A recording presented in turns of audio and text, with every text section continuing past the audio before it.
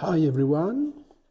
The type 2 diabetes mellitus of this 72-year-old woman is poorly controlled since many years.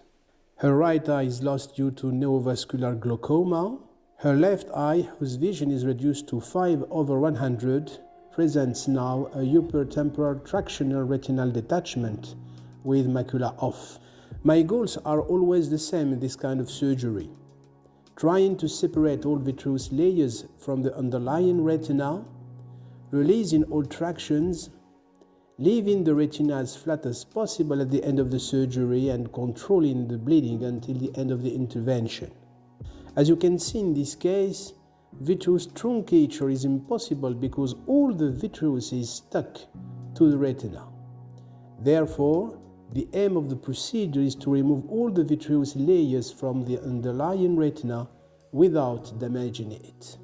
Triamcinolone acetonide is our best friend in this challenging step, lifting the vitreous cortex from the retina with the help of the vitreous probe. Bimanual surgery is of course mandatory when unimanual surgery has a high chance of causing iatrogenic tears. For me, 23-gauge horizontal straight scissors are a great help. Vitreous schisis is the deepest layer of vitreous, and its entire removal is preferable when with serrated forceps, soft tip cannula, finest flex loop, or the vitrector. In this very severe proliferative diabetic retinopathy with uncontrolled diabetes and high blood pressure, bleeding is frequent despite preoperative anti-VEGF injection. All vitreous schisis or cortical vitreous remnants need to be removed in the first surgery as much as possible to avoid any postoperative bleeding or proliferation. Little by little, with a lot of patience and perseverance, the retina is cleaned from any vitreous strand. A retinal tear is not the end of the world, but it has to be cauterized, and we must get rid of all vitreous traction around this dehiscence.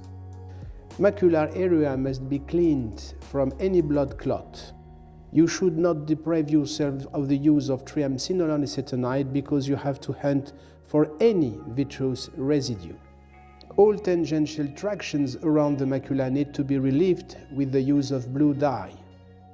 PRP is then initiated wherever the retina is flattened, 360-degree vitreous base excision and 360-degree anterior hyaloid dissection in this pseudophakic patient.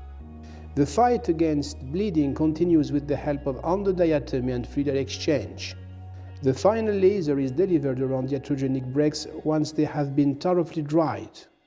The 1000 centistock silicone oil tamponade will allow an ambulatory vision for this one-eyed patient, who moreover lives alone. Corneal epithelium has been spared so far. Some additional laser burns under silicone oil are required for tears retinopexy.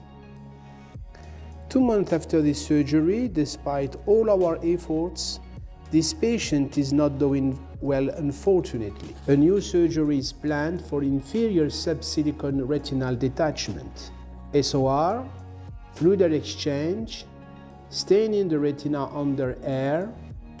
Although PVR membranes are dissected bimanually at 6 o'clock,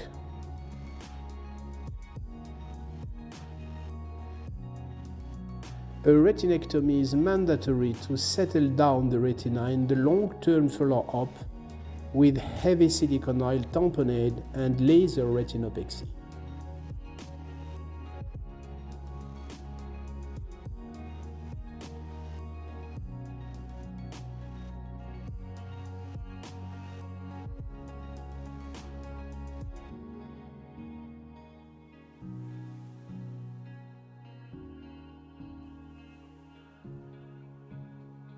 Final fluid exchange and then serum injection. SOR is scheduled 8 weeks after, and vision improved from 5/100 to 1.6/10 under den serum 2 weeks after this last procedure. Thanks for watching.